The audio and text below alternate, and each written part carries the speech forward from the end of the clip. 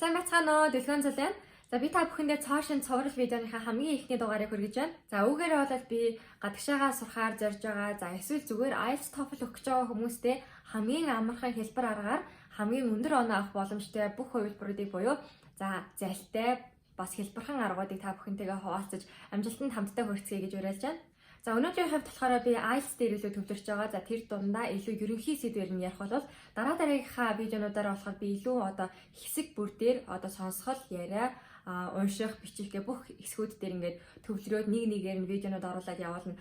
Өнөөдөртөө болоод би ерөнхийдөө ингээд багцлаад яг юун дээр анхаарах хэрэгтэй вэ? Хэрвээ IELTS өгөхөөс нэг сар дутуу үлдсэн те сандарч байгаа бол яг юунд дээр илүү анхаарах вэ? Юунд дээр илүү их бэлдэж цаг зарцуулах вэ гэдэг талаар ярих болно.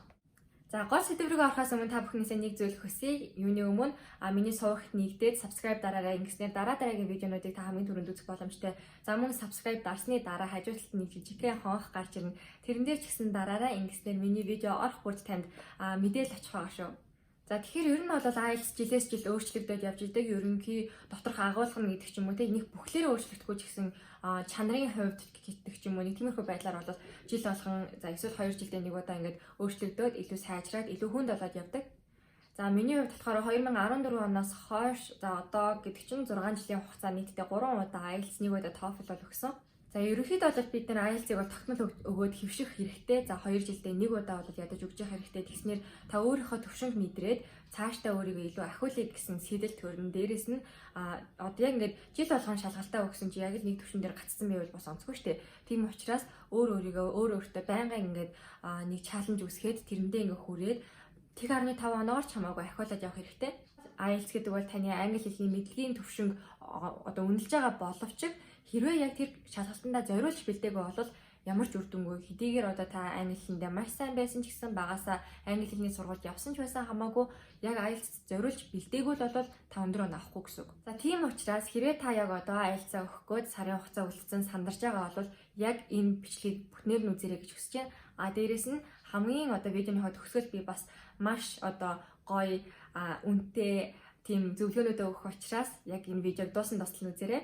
За юуны өмнө би онооны хуваарлтын талаар ярих гэж бодлоо.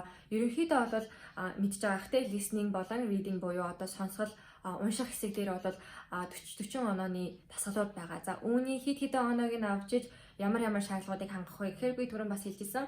Хэрвээ бакалаврт явахыг хүсэх юм бол 5 оноо, 5.5 оноо, харин магистрт явахыг хүсэх юм бол 6.5 оноо, тэтгэлгээр явахыг хүсэж байгаа бол 7.5 оноог бол их сургуулиуд шаарддаг байгаа.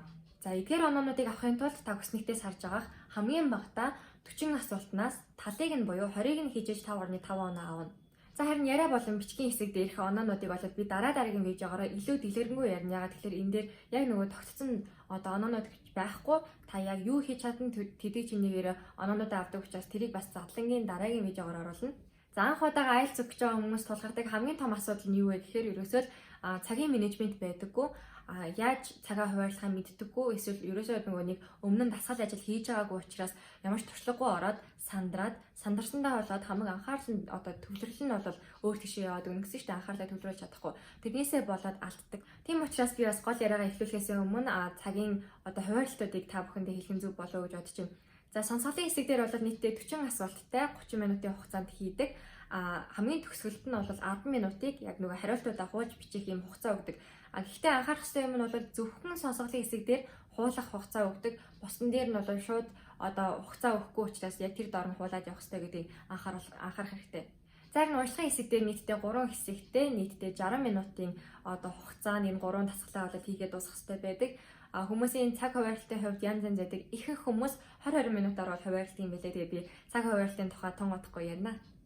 За бичгийн хэсэг дээр мөн адил 60 минутыг өгдөг. За энийгээ болохоор хуваарлахдаа нэгдүгээр дасгал дээрээ илүү бага оноог авдаг. Дээрээс нь бага хугацаа шаарддаг амархан байдаг учраас 20 минутыг хоёр дахь дасгал дээр болохоор илүү өндөр оноо авах магадлалтай илүү их өөрийгөө харуулж чаддаг учраас 40 минутыг хуваалдаг байгаа. За харин ярианы хэсэг бол 11-ээс 14 минут. Өнөөдөр би ярианы хэсгийг төдийлөн их дэлгэрүүлж ярихгүй. Ягаад гэхээр дараагийнхаа видеонуудаар илүү их дэлгэрэнгүй ярина. Өнөөдөр яриаруугаар явчих юм бол илүү нуршсан болох бах. Тийм учраас одоо шууд сонсгол руу гаръя. За listening буюу сонсгол хэсэг дээр бол хамгийн анхаарах ёстой юм маань аудио гэдэг одоо энэ сонсож байгаа энэ юм маань ерөөсөө ганцхан удаа л тоглогддог гэдгийг маш сайн анхаараарай. Нэг одоо таны барьж авах хэрэгтэй хариулт чинь нэг л удаа яригдана, нэг л удаа өнгөрөөд явна. Зогсоогоод та дахиад өөрөө тоглолно гэдэг ч юм тийм байхгүй. Бүгдээрээ ингээ масаараа нэг ингээ сууж байгаа л нэг л удаа сонсно. Өмнө нь шалгалтаа өгч ирсэн хүмүүс байгаа бол энийг мэдж байгаа. За тэгээ нэг удаа ингээ сонсоод явхаар хүмүүс юун дээр хамгийн их одоо алддаг вэ гэхээр эхнийхээ одоо хариултыг нь барьж авах гад айгүй сайн сонсно. Эхний хэсэг дээр ихтэй ингээ нөгөө урд нь ингээ хэрэгтэй хэрэггүй юм ярьж байгаа байхгүй юу? Ярьж байгаад яг аль хэсгээс хариултаа барьж авах хүн мэдхээ болчих шүү дээ. Ер нь ингээ анхаарал сайнаад эхлэн. Яг тэр үед эхнийх нь яригадаад тэг гинт байж эхнийхээ барьж аваагүй ижил хоёр дахь нь гурав дахь нь гэдэг ингээ алдаад яваад байдаг байхгүй юу? Энийг яаж шийдэх вэ гэхээр анханасаа хоёр тасгалыг сайн харах хэрэгтэй.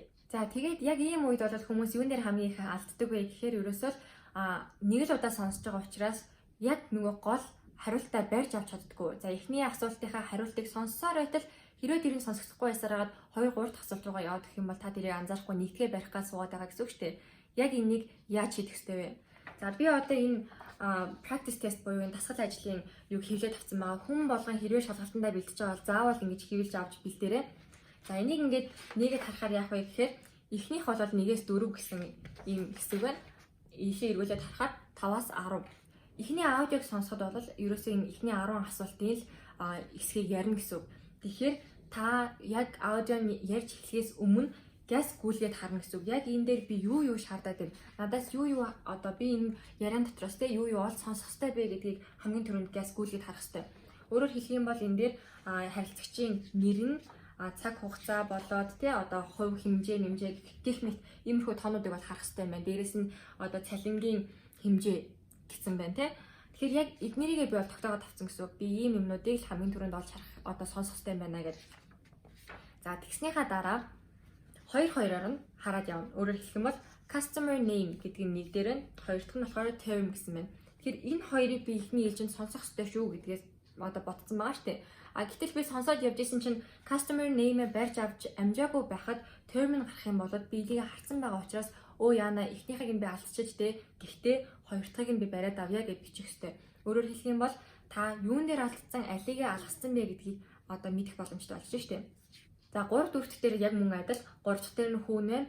4 дахь дээр нь болохоор депозитны хэмжээ байна. Гэх мэтчлэн одоо дотроо ботсон байгаа болохоор хэдийгээр та 3 дахьыг нь буюу хүүгийн сонсож амжаагүй ч гэсэн хэрвээ дараагийнх нь хэсэг дээр нь депозитны тухай яриад эхэлж байгаа бол би өмнөх нь алдчихжээ гэж барьж авч чадахгүй л бол 5 6 7 дахь асуултуудаа алдах эрсдэлтэй.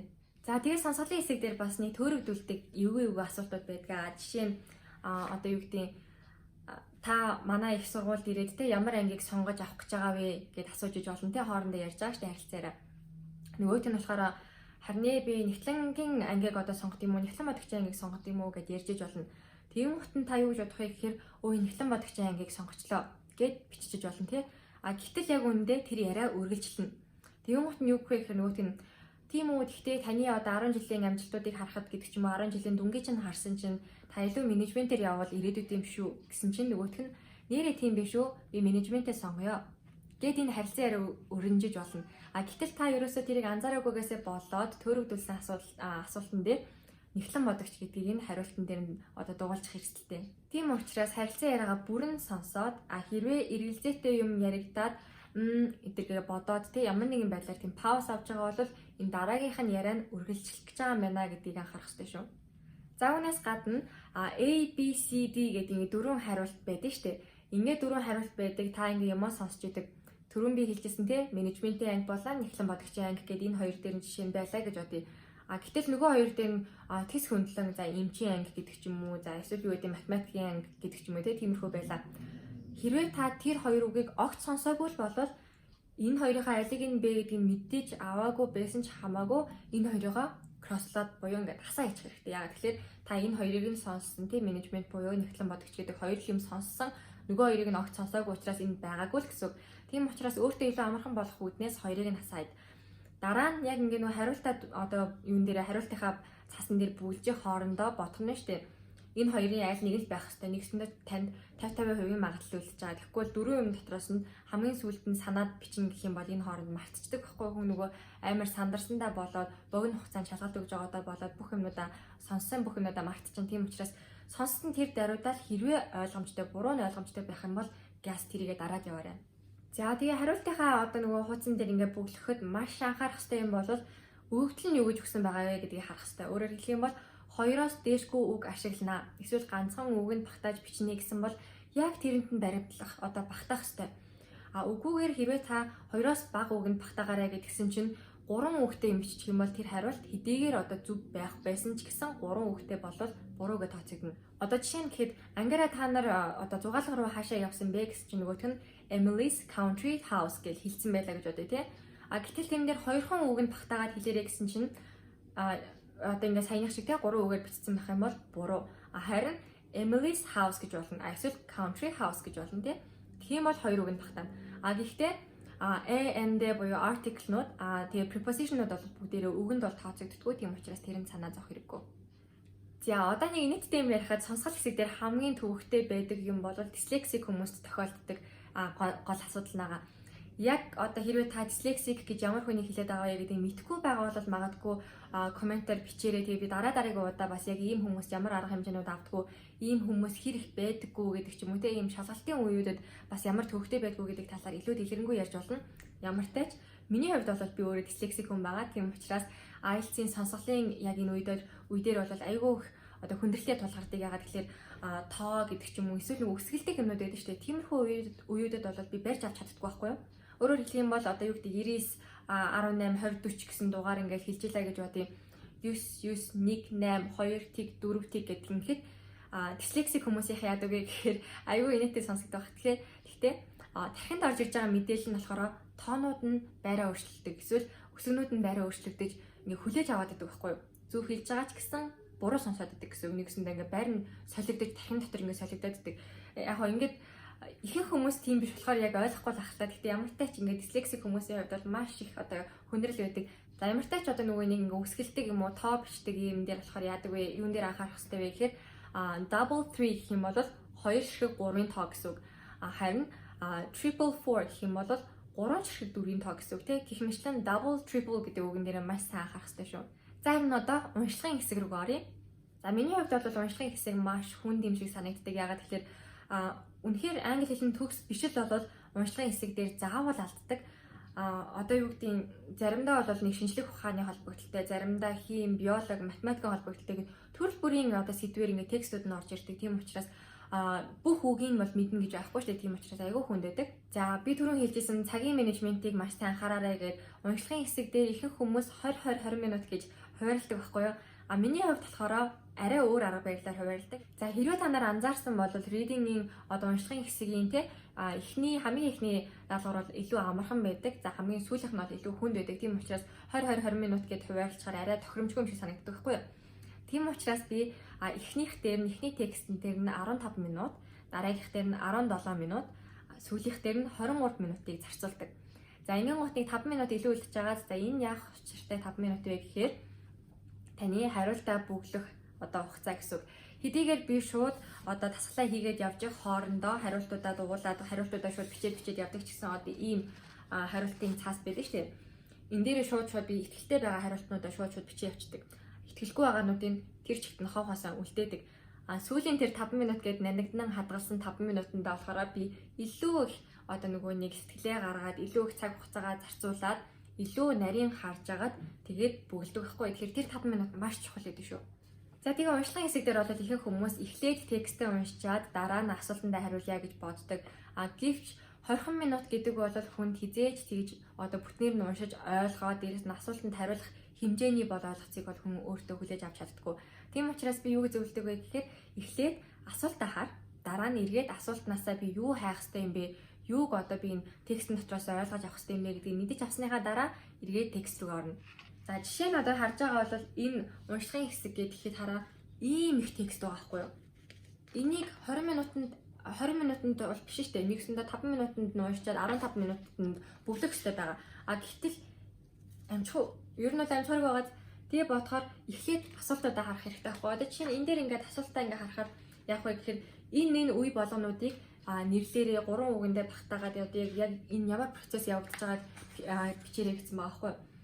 Хэрвээ энийг ингээд асуултаа хараад ойлгоцсон бол за би эднэрийн нэршлүүдийн юу болж байгаа вэ гэдгийг эндээс харах хэрэгтэй юм байна. Гэх мэтчлэн эхлээд асуултнуудаасаа явах хэрэгтэй. За ялангуяа би уншлагын хэсэг дээр дараагийнхаа видеогоор илүү дэлгэрэнгүй яаж хамгийн түрүүнд өөрийнхөө одоо хайж байгаа гол хэсгүүдэд байрч авах уу? Яаж одоо энэ ийм их том текстийг те яаж ингэж жижигрүүлээд өөрөө хурдан ойлгоод тэрийг ингэж асуулт руугаа ингэж одоо амархан бүглэх вэ гэдгийг илүү дэлгэрэнгүй ярьж өгөө. Өнөөдөр бол бүгдээрээ ингэж багтахгүй байна. Би ерөнхийд нь ярьж байгаа ч гэсэн энэ бичлэг бараг 20 минут болох байх гэж бодож байна. За тэгээд анзаарсан бол эхний одоо хэсэг нь юм байж байгаа. Хоёр дахь хэсэг дээр хамгийн одоо анзаарч болох юм нь юу вэ гэхээр урталт нь A, B, C, D гэдэг ингэ бичсэн байгаа. Өөрөөр хэлэх юм бол энэ болгонд гарчиг өгнө гэж ойлгох хэрэгтэй. Хэрвээ та ингээд текстээ эргүүлсэн чинь энэ дээр нь үсэг ч юм уу ямар нэгэн байдлаар тоо ч юм уу эсвэл энэ хэсгүүд нь ингээд жоохон салгацсан юм байх юм бол ер нь бараг л энэ юмнуудаа гарчиг өгнө л гэж ойлгох хэрэгтэй. За одоо яг ингээд дараагийнх нь асуултыг харъя л даа.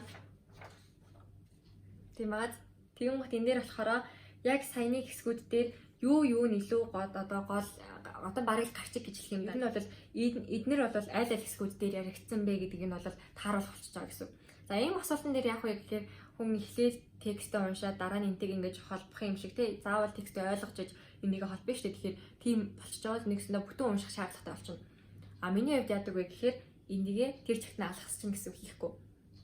За шууд 20 дугаар асуултнаас эхэлнэ. 20 дугаар асуултнаас эхлээд ингэж явхаар би нөгөө өмнөх аргаараа эхлээд асуултаа хараад текстнээсээ одоо нөгөөдхөө олно гэсэн үг шүү дээ. Ингэж явна. Энийг би дэлгэрэнгүй дараа нь ярина гэж хэлсэн. Тэгээд subscribe дарчиж үзээрэй. Тэгээд одоо яах вэ гэхээр хэрвээ би эдгээр асуултуудыг хараад хариултуудаа олоод эндээсээ ингэ уншсан бол би ерөнхийдөө аль хэсгүүдэд юу гарч байгаа вэ гэдгийг толгоондоо тогтоогоод авсан гэсэн үг. За энэний дараа эргээд нөгөө асуултан дээрээ ирээд энэ хэсэг дээр нэр энийг ярьжсэн шүү дээ гэдэг бөглөхөд илүү их амархан тэгээд ирсэн цагийн хувьд аюул хэмнэлттэй. За тэгээ уншлагын хэсгүүд дээр ихэнх одоо асуултнууд яг дарааллахаа дагуу байдаг. Одоо тексттэйгээ дараалсан. Яг л эхний асуултын хариултыг энэ хавьд олсон бол дараагийнхаа асуултыг яг энэ хавьд гэл ингээл доош явна гэсэн. Өөрөөр хэлэх юм бол дарааллаараа бичигдсэн байдаг. Гэхдээ яг 100% бол баталгаатай биш яагаад тэгэхээр зарим нөхцөлд дээш доошоо ингээд шилжсэн юмнууд байдаг. Гэхдээ ерөнхийдөө л одоо дараагийнхаа асуултыг уншсан бол энээсээ доошоо байгаа гэдээ ингээ хайх юм бол илүү цаг хугацааны хувьд хэмнэлттэй гэсэн үг. За харин одоо бичгийн хэсэг рүү шилжье. За бичгийн тасгалын хувьд болохоор нийтдээ 2 одоо тасгал ажилтай тасктай. За эхний таск нь болохоор ихэнхдээ одоо юм чарт те ямар нэгэн хөснөгт тийм зураг дүрс үйлдвэрийн процесс гэх мэт иймэрхүү бол даалгаврууд байдаг. Энэ бол ерөөсөө 150 үгтэй тэгээ 20 минутыг зарцуулдаг. За миний хувьд ямар одоо аргаар явдаг вэ гэхээр 20 минутынхаа хугацааг бол би ингээ харчин яг хизээ эхэлсэн 20 минут нь хизээ дуусах вэ гэдэг. За яг миний 20 минут дууслал бол би шууд зогсоодог. Жохон дутуу байсан ч хамаагүй. Ер нь бол би өгүүлбэрээ дуусгаж амжаагүй байсан ч хамаагүй тэрийг шууд хайдаг гэсэн үг. Яагаад тэгж байгаа вэ гэхээр эхний таск дээр бол бид нэр арай бага оноо авдаг. Харин хоёр дахь таскын дээр би өөрийнхөө одоо хэл мэддэг гэдэг бүх юмнуудаа л хоёр дахь таскын дээр харуулах боломжтой. Би ерөөсөө би сайн шүү, би илүү өндөр оноо авах хэрэгтэй шүү гэдэг байдлаар хоёр дахь таскын дээр илүү харуулдаг учраас эхнийхээгээ амжаагүй байсан ч хамаагүй зогсоо. Зарим хүмүүс бол бүр үнтэйгээ 30 минут ноцолддог шүү дээ. За хоёр дахь хэсэг дээр илүү их юу гардаг вэ гэхээр давуу болон сул талыг харьцуул гэдэг ч юм уу тий эсвэл одоо арьс өнгөний үйлдэлийг дэмждэггүй юу гэх иймэрхүү байдлаар ингээд хоёр талтай асуултууд ихэнхдээ yes no гэх одоо хариулах боломжгүй тийм үгүй гэдэгт хариулах боломжгүй юм дэлгэрүүлсэн нээлттэй асуултууд байдаг. За тэгэхээр хоёр дахь дээр нь бол та өөрийгөө илүү их харуулж чадна гэсэн үг. Илүү их одоо бичих одоо арга барилууд, дүрм журм мэддэг үг хэллэг бүх юмнуудаа хоёр дахь дээр нь үзүүлж болно гэсэн үг. Ерөнхийдөө за яг бичгийн энэ хоёр дээр бүтцийг нь задлаад харах юм бол task 1 дээр болохоор intro, paragraph 1, paragraph 2 гэж болно. Заавал дүгнэлт бол хийгээд авах шаардлага байхгүй яа. Тэгэхээр дүгнэлтэн дээр их task 1 дээр бол оноо авдаггүй шүү. За тэгээ intro нэрээ бол ерөнхийдөө саяны одоо энэ үйлдвэрийн процесс байлаа гэж бодоход яг юуны үйлдвэрийн ямар үе шаттай яваад байгаа юу харуулах гээд байгаа нь би энэ одоо хөснөгтөөс юу хараад байгаа вэ гэдгийг харуулна. За үйлдвэрийн биш хэрвээ ямар нэг хөснөгт байх юм бол эрэгтэй эмэгтэй хүмүүсийн хөөсийн харьцаа тэдээс тэдэн оны хоорондох юм үзүүлэлт байна гэдэг ч юм уу тий. Яг доторх тэр нэг хөснөгтөн дээр юу өгсөн бэ тэрийгэ интро хэсэг дээр оруулж өгнө. За параграф 1 2 дээр юу бичих вэ гэхээр хэрвээ хөснөгт байх юм бол тэндээсээ хамгийн одоо онцгой тийм тоонуудыг нь авч бичнэ гэсэн үг. Хамгийн их хэмжээний өсөлт, хамгийн их хэмжээний бууралт, эсвэл бүгдээрээ нэг хэмжээгээр дээш өсөж гинөө, бүгдээрээ буурч гинөө, тренд нь ямар байна гэх мэтлэн тиймэрхүү тоонуудыг хараад 2 параграф хуваагаад бичнэ гэсэн үг.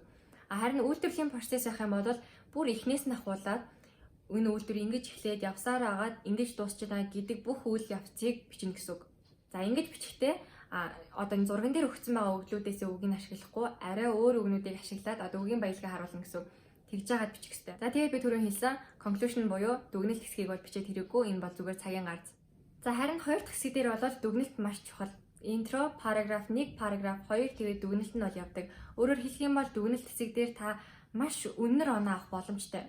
За харин интро хэсгээ биччихээд параграф 1, 2 дээр юу ч вэ гэхээр хэрвээ давуу болон сул талыг бичих гэсэн бол заавал давуу талыг нь заавал сул талыг нь аль алийг нь бичих хэрэгтэй. Хэрвээ түрүүн би хэлжсэн те одоо арьс өмнө үзлийг дэмждэггүй юу гэж байгаа бол дэмжих шалтгаануудыг дэмжихгүй байх шалтгаануудыг хуулийн бичих хэрэгтэй. Хэрвээ та ямар нэгэн одоо энэ бичиж байгаа сэдв дээр үнэхээр түүнтэйгээ давуу талтай санал нийлж байгаа үнэхээр давуу гэдэгт нь бат итгэлтэй байгаа боловч хамаагүй зөвхөн давуу талаа бичихгүйгээр заавал сул талыг нь ч гэсэн заавал бичиж өгнө гэсэн үг. Тэгэхээр аль алийг нь биччихэж бүрэн оноогоо авна. Хэрвээ та зөвхөн өөрийнхөө үзэл бодлыг бичээд би яг энийг давуу талтай л гэж бодож байгаа гэж бичиж авах юм бол оноо маш бага. За тэгэхээр даваа болон сул тал буюу өгөгдөл хэсгийнхаа хоёр хэсгийг хуулингийн багтаагаад бичсэн. Тэгвэл дүгнэлт хэсэг дээр юу гэж бичих вэ гэхээр та жинхэнэ өөрийнхөө байр суурийг өөрийнхөө юу гэж бодож байгаа хэдийгээр би ийм юмнуудыг хийсэн ч гэсэн би энэ тал руугаа илүү бат зогсноо гэдэг дүгнэлтийг өгчиж ёстой жинхэнэ бараг тал оноогоо авна шүү. Хэрвээ IELTS-ийн шалгалтыг өгөхгүй дөгцсөн магадгүй сар эсвэл бүр богинохон 7 хоногийн зайд үлдсэн байгаа бол таны хугацаанд юу хийх хэрэгтэй вэ гэхээр ерөөсөө үг цэжлэхтэй анхаарал хэрэггүй, ямар нэгэн дүрм цэжлэх гэж сандрах хэрэггүй. Хитрхийн нөгөө нэг юм гоё үгнүүд гэх юм уу да одоо урт ингээ холбоос үгнүүд байдаг шүү дээ. Тиймэрхүү үгнүүдийг бол бас цэжлэх гээд авах шаардлага байхгүй. Яагаад тэгэхээр хэрвээ та бүрэн эзэмшиж чадаагүй залхаа нийлмэл үгнүүдийг бичээд дундаа алдах юм бол оноо алдна. Харин нийлмэл залхаа өгүүлбэрнүүд биш ч гэсэн салангад тусдаа богинохон өгүүлбэр байсан ч гэсэн өөрийнхөө яг үзэл бодлыг өөрийнхөө тэр гаргах гэж байгаа санаагаа маш оновчтой, маш зөв алдаагүй бичсэн байх юм бол тэрнээсээ өндөр оноо авна гэсэн үг. Тийм учраас цаг нь төгссөн байгаа бол ялангуяа үг чэжлэхдээ битээ санаа зов одоо нөгөө янз бүрийн англи хэлний цагнуудаа чэжлэх гэж санаад битээ зов дүрм бол битгий чэжил зүгээр л яг одоо сайхан бүтцээ өөрөө бэлдэн гэсэн үг. За бүтцийг хамгийн гоёор, хамгийн нарийнаар бүх ямар ч төрлийн асуултанд, ямар ч төрлийн эсийн дээр бичиж болох тийм бүтцүүдийг бол би дараагийнхаа видеонуудаар та бүхэнд илүү дэлгэрэнгүй ярьж өгье. Шалгалтаасаа өмнө 1 сарын хугацаанд ерөөсөө би түрүүний хэлжсэн те янз бүрийн өөр юм санаа зовхон байхгүй, өөр юм бэлдэх шаардлагагүйгээр зөвхөн practice хий. Өөрөөр хэлэх юм бол дасгал хий. Яг эднэрийг ингээд хийвэлж аваад би одоо эдгээр дасгалуудыг хаанаас авах боломжтой вэ гэдгийг доор линкээр өгчий та нарыг ороод дасгалаа хийгээд өөрөөртөө маш үнэн шударгаар яг одоо нийт хугацаа бол 3 цаг л байгаа шүү дээ. Тэр 3 цагийнхаа хугацаанд илүүчгүй дутуучгүй өөрийгөө хуурахгүйгээр яг л дасгалуудаа хийгээд өдөрт ганцхан дасгал өдөрт өөртөө 3 цагийг зарцуулна гэсэн үг. 3 цагийг зарцуулаад дасгал хийсэн байхад 1 сарын дараа бүхэл бүтэн 1 оноогоор таны оноо нэмэгдэнэ гэдгийг бол би өөрийнхөө одоо туршлагаас амлаж чинь зөвхөн би өөрөө одоо 6 онооноос хэд дахин давуулаад биелүүлсэндээ байгаа биш. Яагаад тэгэхээр би ажлынхаа газрын нэг залууг бас мастер сурах гэж явахт нь жоохон зөвлөгөө өгөөд бэлдэж өгөөд мань хүн одоо мастерт явах хэмжээний оноогоо аваад явсан. Дараа нь болохоор би 2 охинд зааж өгсөн. Тэр нь болохоор нэг нь 4.5 оноотой буюу маш бага оноотой байжгаад 5.5 даа хүрээд бакалаврт явсан. Нөгөөх нь болохоор 6 оноо авсан хэдий ч яг нөгөө энэ карантины үе таарсан учраас бас гадагшаа явж чадаагүй. Гэхдээ аль аль нь оноондоо хөрсөн тийм учраас хэрвээ бас надраа private-аар бичээд би яг ийм дээр алдаад байна. Энийг яаж засах вэ гэж хэлэх юм бол би одоо нээлттэйгээр зөвлөгөө өгнө. Тэрнээс гадна дараагийнхаа миний видеонуудыг үзээд яг зөвлөгөөнүүдийг мань тууштай сонсоод ингээд явах юм бол зоолттой та одоо яг хүсэж байгаа сургуульд руугаа хүсэж байгаа оноогоо аваад явах боломжтой шүү гэдгийг амлаж чинь тийм учраас subscribe дараарай. За тэгээд мэдээж сарын хугацаа үлдсэн байгаа юм чинь 30 хоногийн 30 өдөр угаасаа бүгд нь хийж чадахгүй. Тэрийг бол би өөрөө хийжсэн хүний хувьд бол нүсрэл 14-ийг бол хийн. Ягаад гэхээр дундуур намралт зугаалга хагасаа бүтэнсэн эдэр гисээр гаад сарндаг. Тийм учраас 14-өн дасгал хийсэн байхад таны өмнө авч исэн онооноос нэг бүтэн оноогоор илүү авч чадна гэдгийг амлаж байна. Харин дараагийнхаа видеогоор илүү дэлгэрэнгүй одоо тайлбарлаж, илүү дэлгэрэнгүй ярилцаж, илүү одоо чамин илүү одоо нууц аргуудаас та бүхэнтэйгээ хуваалцах болно. Дараагийнхаа видеогоор уулзцгаая. Баяр таа.